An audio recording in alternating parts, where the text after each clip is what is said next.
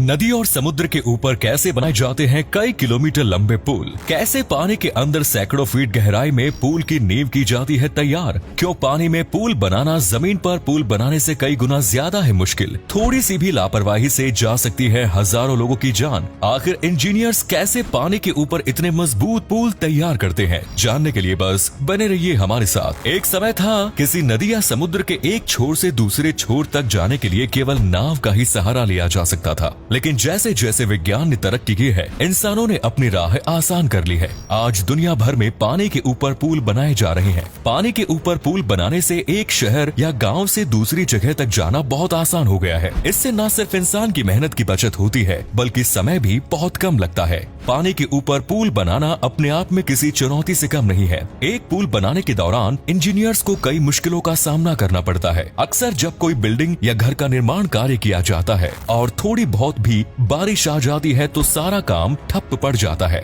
सर्दियों के दौरान तो सीमेंट सूखने में या चिनाई करने में भी बहुत अधिक समय लग जाता है। ऐसे में एक सवाल तो मन में आता है कि जब थोड़ी बहुत बारिश से ही काम ठप पड़ जाता है, तो फिर नदी या समुद्र के भीतर किसी पुल की नींव कैसे तैयार रखी जाती है? चारों तरफ पानी ही पानी। ऐसी जगहों पर काम करने वाले वर्कर्स और इंजीनियर्स का काफी अनुभवी होना जरूरी होता है। किसी भी पुल के निर्माण में सबसे अहम हिस्सा उसका फाउंडेशन होता है।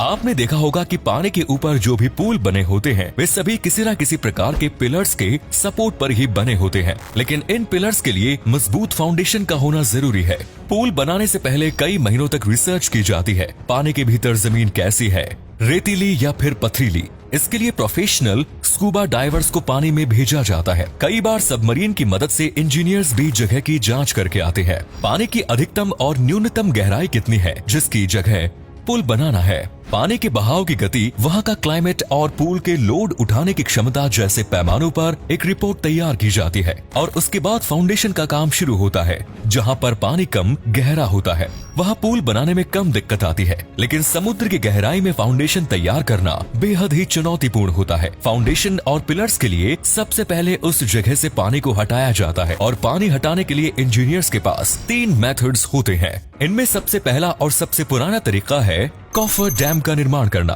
आज भी अधिकांश जगह इसी प्रक्रिया से पिलर्स तैयार किए जाते हैं। असल में जिस जगह पिलर बनाना होता है उसके चारों ओर मिट्टी डाल दी जाती है और फिर उस मिट्टी के बीच में से पानी को बाहर निकाला जाता है।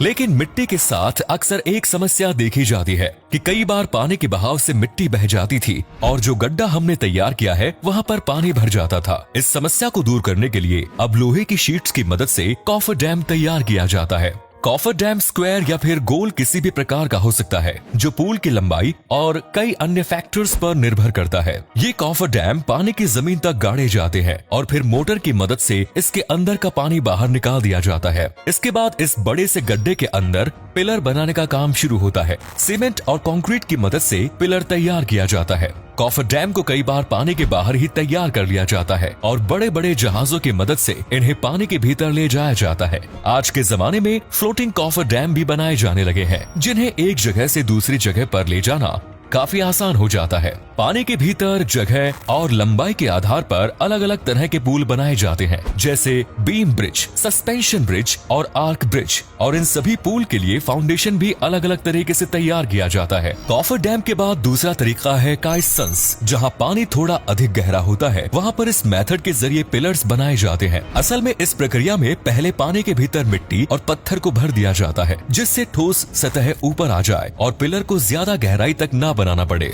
मिट्टी और पत्थर डालने के बाद उसके ऊपर सीमेंट लगाकर उसे और मजबूत किया जाता है। अब काइसंस, जिन्हें एक प्रकार का पिलर कह सकते हैं, उन्हें यहाँ पर इंस्टॉल किया जाता है। ये पिलर्स नीचे से ठोस होते हैं और ऊपर से खुले होते हैं। पिलर इंस्टॉल करने के बाद इनके अंदर कंक्रीट डाला जाता है, जिससे ये मजबूत और ठोस हो जाए, और इस तरह से सारे पिलर्स तैयार किए जाते हैं। तीसरा और सबसे मुश्किल तरीका है बैटर्ड पाइप्स। जहाँ पानी की गहराई काफी अधिक होती है वहाँ पर इस प्रक्रिया का इस्तेमाल किया जाता है। इसमें लोहे के लंबे लंबे पाइप्स को पानी के नीचे ठोस जमीन तक गाड़ा जाता है। इन पाइप्स को पहले बाहर ही तैयार किया जाता है। जहाजों की मदद से फिर इन्हें पानी के भीतर लाया जाता है और बड़ी बड़ी क्रेन की मदद से इन लोहे के पाइप्स को पानी के नीचे डाला जाता है। इन्हें जमीन के अंदर अच्छे से धसाया जाता है, जिससे ये एक जगह पर मजबूती के साथ टिक जाए। इस प्रक्रिया के दौरान इंजीनियर्स को एक एक सेंटीमीटर का भी विशेष ध्यान रखना होता है, क्योंकि इन्हीं पिलर्स के ऊपर बाद में पुल बनाया जाएगा। थोड़ी सी भी ऊंच नीच होने पर पुल की पूरी बनावट बिगड़ सकती है और अरबों रुपए पानी में बह सकते हैं। पिलर्स बनाने के बाद पुल बनाने का काम शुरू होता है, जिनके ऊपर से वाहन गुजरेंगे। इसके लिए सीमेंट के बड़े बड़े ब्लॉक्स को बाहर दूसरी साइड पर तैयार किया जाता है, यानी आधा काम पानी के ऊपर होता है और आधा काम पानी के बाहर। एक के बाद एक ब्लॉक्स को जोड़ा जाता है, जिसमें कई महीनों का समय लगता है और फिर जाकर एक पुल तैयार होता है। एक पुल को तैयार करने में हजारों लोगों की मेहनत लगती है, दिन रात काम जारी रहता है। ये सभी पुल इस तरह से तैयार किए जाते हैं कि इनके ऊपर जितना भी लोड पड़ेगा वो सारा पिलर से होते हुए जमीन के भीतर चला जाएगा। इसी तरह सस्पेंशन ब्रिज भी काम करता है। कई बार आपने देखा होगा कि पानी के भीतर लंबे पुल बना दिए जाते हैं, लेकिन उनमें पिलर्स नहीं होते, बल्कि कुछ स्टील केबल्स की मदद से वो पुल लटका होता है। कोलकाता का हावड़ा ब्रिज सस्पेंशन ब्रिज का एक अद्भुत उदाहरण है। इसमें सारा लोड वायर के थ्रू होता हुआ पिलर्स तक पहुंचता है और पुल के किनारे पर कुछ एंकर लगाए जाते हैं, जो सारे वेट को अपने ऊपर ले लेते हैं। आज दुनिया के सभी देशों में पानी के ऊपर बड़ी संख्या में पुल बनाए जा रहे हैं। दुनिया के 5 सबसे बड़े पुलों की बात करें तो उनमें से 4 पुल केवल चीन में ही बने हुए हैं, जबकि एक थाईलैंड में मौजूद है। दनयांग कुनशान ग्रैंड ब्रिज पानी के ऊपर बना दुनिया का सबसे लंबा पुल है, जिसकी लंबाई करीब 165 किलोमीटर है। ये पुल चीन के शंघाई शहर को नानजिंग शहर से जोड़ने का काम करता है। चांगुआ काओ शियुइंग वियाडक्ट दूसरा सबसे बड़ा पुल है, जिसकी लंबाई 157 किलोमीटर है। तियानजिंग ग्रैंड ब्रिज, विनान विनहे ग्रैंड ब्रिज और बांगना एक्सप्रेसवे थाईलैंड दुनिया के सबसे बड़े पानी पर बनने वाले पुल है। वहीं भारत की बात करें तो पटना से हाजीपुर को जोड़ने वाला गंगा नदी पर बना महात्मा गांधी सेतु सबसे बड़ा पुल है, जिसकी लंबाई 5.6 किलोमीटर है। ये बिहार के सबसे प्रमुख आकर्षणों में से एक है।